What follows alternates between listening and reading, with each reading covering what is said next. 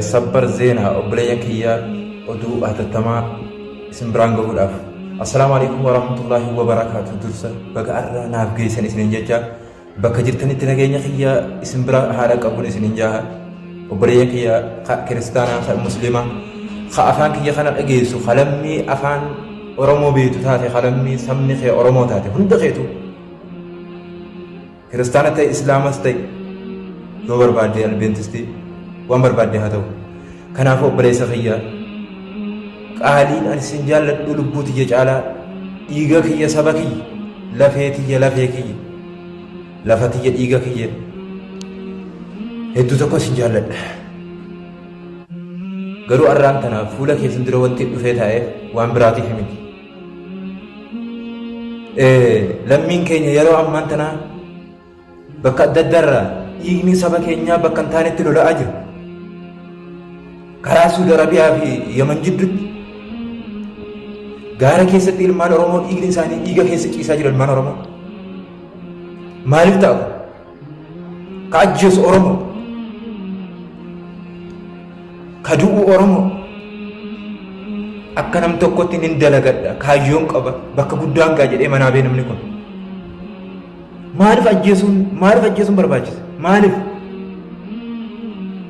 Obboleeyyan kiyya miira keessa galee isinitti dubbachaa jira, dhiifama naa godha. Garuu immoo akkanatti mul'atutti kan kushiinaa Arabaa keessaa roorrifamaa jiru, kan mana bakka san taa'ee rakkataa jiru dubartii keenya ijoollee Oromooti. Arra saaxinii meeqaan horroo guduruu keessatti ka awwaalamaa jiru fiinxaaleeyyiin dhukkee irraa kaasee uummata keenya fixaa jiru Oromoo. Isin kan achitti wal ajjeeftan birrii barbaachaaf birrii hangana ergaa jechuudhaaf ka ajjeesaa jirtan Oromoo. Maali qooyi siyaasa? Maali sababni isaa?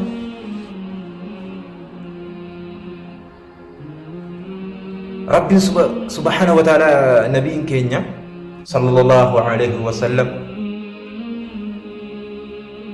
akkas jedha hadiisa sahihaa keessa, inna Allaha yuharrimu alaykum,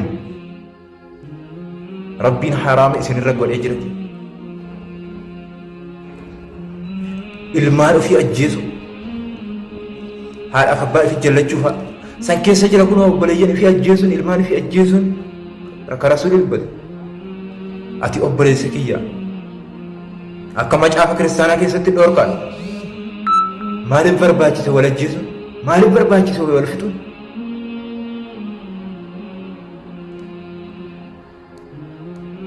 Kun hundumtuu akka ta'etti ta'e arras ta'aa jira.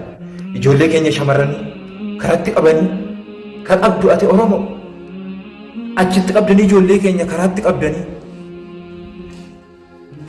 uffata irraa baasanii kana godhu baase uffata kee harka irraa kaase bakka Rabbiin dhokse bakka Rabbiin hin jaallanne bakka amantiin namaa hin eeyyamne dubartoota walitti naqxanii uffata irraa yaastanii walitti qabdanii dubartii haati jaallattu obboleessa qabdu ati obboleettiin qabdu ati akkas gootu.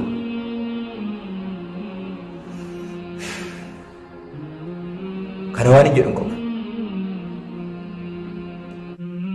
Rabbiin warra akkasuma wal gootan sana diin isaa jibbatanii amantii keessan gadhiistanii amantiin tokko nayyamu. Rabbiin subhaanahu wa ta'aalaa quraana keessatti وَمَنْ أَعْرَضَ عَنْ ذِكْرِي فَإِنَّ لَهُ مَعِيشَةً ضَنكًا وَنَحْشُرُهُ يَوْمَ الْقِيَامَةِ أَعْمَى jedhee dubbatee jira. Maal jechuudha? Hiikkaa isaa mee dhaggeeffadhu. Warroottan amantaa kana gallakkisanii quraana kanarraa fagaatanii amantii kana gallakkisan quraana kana gadhiisan ma'iishatan danqaa jechuudha. Bara jireenya biyya lafaa kanarrattu jireenya dhiphaa isa jiraachifne jedhe Rabbi, jireenya rakkoo birriin ati maatii 100 ergi 50 ergi jettee Yaman keessa teessee karaa Suudirratti bosona keessa teessee ilmaan Oromoo ajjeesaa ilmaan akkasii dhiiga lolaasaa birrii haadha abbaan amata umrii isaanii asirra jiraatanii fidan kan qabeenya ati har'a akkas goosisaa jirtu sana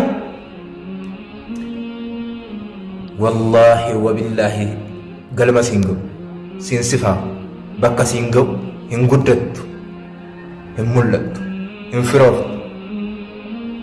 Wallaahi ni duuta, wallaahi ni duuta. Kana na amanu. Arra namatti roorristee, haadhaaf abbaa namaa dhiiga boosistee, ilma dhiiraa dubartii obboleettii akka keetii dhiiga boosisaa bakka keessaa deemu hin danda'amu. I don't know. Kana jechuun wallaahi bakka tokko hin geessu. Ani kan viidiyoo kana waraabe followers kiyya akkanaa guddatu, subscribe YouTube kiyya akkanaa guddatu kana barbaadee miti. Garuu osoo naa guddatin hin barbaade. Garuu kana wanti an kana viidiyoo kana waraabeef akka inni naa guddatuuf miti. Dhagaa jirtaami? Akka inni kun naa deemuuf miti. Dhiiga waliin facaasinaa, dhiiga walii gadi naqinaa. Obboleeyyan maal taatan? Mana tokko keessaa dhalanne, gadaameessa tokko keessaa dhalanne nuti obbolaadha. Maaliif godhachiisuun barbaachisa? Maaliif?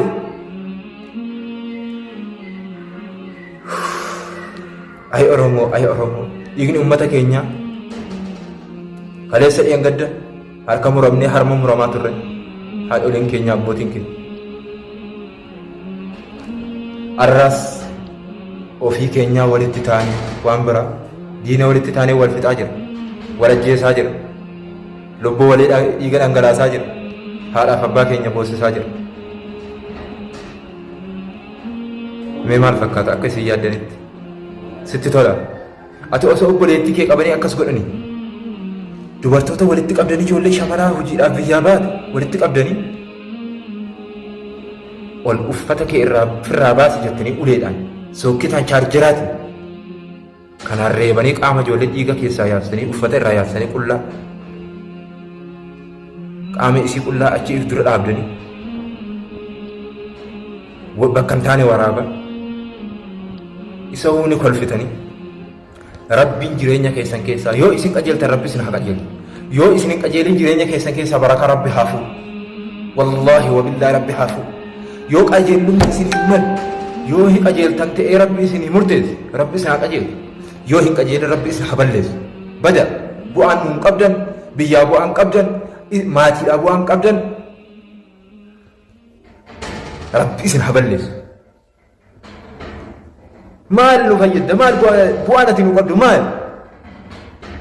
Erga ati biyyaa baatee uummata keenyaa gaaddisa taatee da'oo taatee uummata keenya nuun simatin muka biyya Arabaatu galata keessa isinirra qaba beektani?